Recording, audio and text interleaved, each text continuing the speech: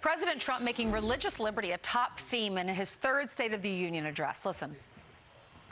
In America, we don't punish prayer. We don't tear down crosses. We cherish religion. We lift our voices in prayer, and we raise our sights to the glory of God. Well, in less than 2 hours, actually an hour and 15 minutes, the president will be taking his fight of faith to the National Prayer Breakfast. Here with a preview is Family Research Council President and Pastor Tony Perkins, who will be in attendance later today. Hey, Tony, we were walking through the airport. Steve and I were on the same flight yesterday. We saw a ton of people that stopped us and said they watch us, and we're so grateful, but they were all going to the prayer breakfast. What can we expect the president to say this morning at 8 o'clock? Well, as you said, at the State of the Union, faith was really at the center of the speech. It's been the center of his administration. This morning, the focus is going to be on international religious freedom. This administration doing a lot. In fact, I was with Mike Pompeo yesterday, affirming that the top foreign policy of this administration is religious freedom. And so the president's going to highlight some of those countries where there's persecution taking place. And this is actually one of the largest national prayer breakfasts in history.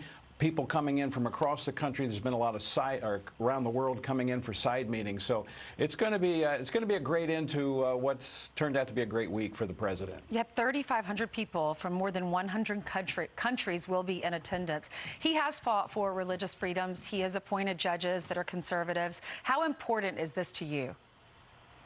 Oh, it's extremely important to a lot of Americans, especially for those that understand that really the foundation for America being a great nation are the values that come from faith, from the Christian faith in particular.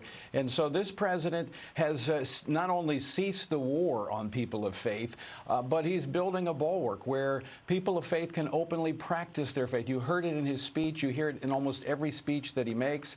And the good thing about this, Ainsley, is that as we call other nations to stop the persecution of people of faith, America needs to lead the way by allowing people to live their lives according to their faith, and that's what this administration is doing. What is your opinion of Mitt Romney saying his faith prevents him from acquitting the president? Well, Mitt Romney is free to do as he chooses, but this president, there's none like him when it comes to the issue of advancing religious freedom. His speech on Tuesday night was not just rhetoric. He now, after 3 years, has a record to back up everything that he says. And I will just say this, as I travel the country, people of faith, Christians in particular, evangelicals, are enthusiastically supporting the president. You mentioned earlier, you guys were talking about his polling numbers. There's a reason. As he's attacked, people lock arms around him because they know he's fighting for the things that they care about. Yeah, and we know that, we're all flawed, but do you feel like God is using him? Without question. What makes you say that? I think he is the man for this time.